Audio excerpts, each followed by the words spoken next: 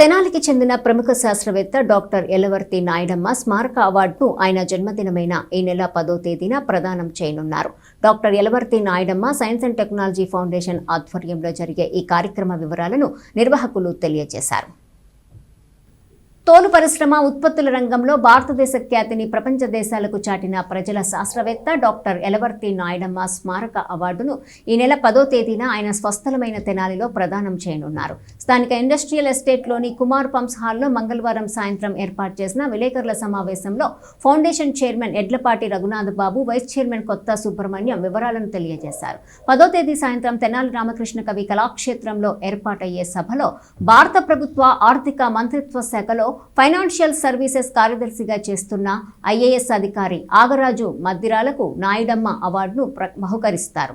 తెలంగాణ రాష్ట్ర గవర్నర్ శ్రీ జిష్ణుదేవ్ వర్మ చేతుల మీదుగా ఈ అవార్డును ప్రదానం చేస్తారని వివరించారు. విలేకరుల సమావేశంలో doctor Ayinala Malleswararao, K Aravind, K Nandakishore పాల్గొన్నారు. మన ప్రాంతానికి నుంచి పుట్టి ప్రపంచ ప్రఖ్యాతిగాంచినటువంటి ప్రముఖ శాస్త్రవేత్త డాక్టర్ ఎలవర్తి నాయుడమ్మ గారి 104వ జన్మదినం పురస్కరించుకుని ఈ నెల 10వ తారీఖున, సెప్టెంబర్ 10వ తారీఖున ప్రతి సంవత్సరం వారికి గతంలో ఇచ్చిన మాదిరే వారి పేరు మీద అవార్డులు ఇవ్వాలని గత సంవత్సరం కూడా ఇవ్వడం జరిగింది. ఈ సంవత్సరం కూడా దాన్ని కొనసాగిస్తూ తెనాలి రామకృష్ణ కవి కళాక్షేత్రంలో ఈ కార్యక్రమం జరుగుతుంది. దీనికి ముఖ్య అతిథిగా తెలంగాణ రాష్ట్ర గవర్నర్ శ్రీ జిష్ణుదేవ్ వర్మ గారు ఇచ్చేస్తారు. అదేవిధంగా అవార్డు గ్రహీతగా మన పక్క జిల్లా కృష్ణా జిల్లాకు చెందినటువంటి చాలా వెనుకబడిన వర్గాల నుంచి పైకి వచ్చి ప్రస్తుతం దేశ ఆర్థిక శాఖ సెక్రటరీగా ఉన్నటువంటి శ్రీ మద్దిరాల నాగరాజు ఐఏఎస్ వారు అవార్డు అందుకుంటారు. ఆయన సిద్ధాంతాలని మనం కూడా ఈ కంటిన్యూగా గుర్తుండాలి, ప్రజల్లో ఆ స్ఫూర్తి నింపాలి అనేటటువంటి ఉద్దేశంతో ఈ అవార్డులు ఫంక్షను మరి తెనాల్లో మేము మరి అప్పట్లో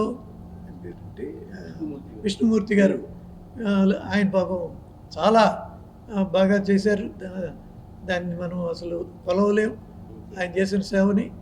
దాన్ని ఉడతా భక్తిగా మేము కూడా కంటిన్యూ చేయడానికి ఎంతో కొంత ప్రయత్నం చేస్తున్నాం. కాబట్టి ఈ కార్యక్రమానికి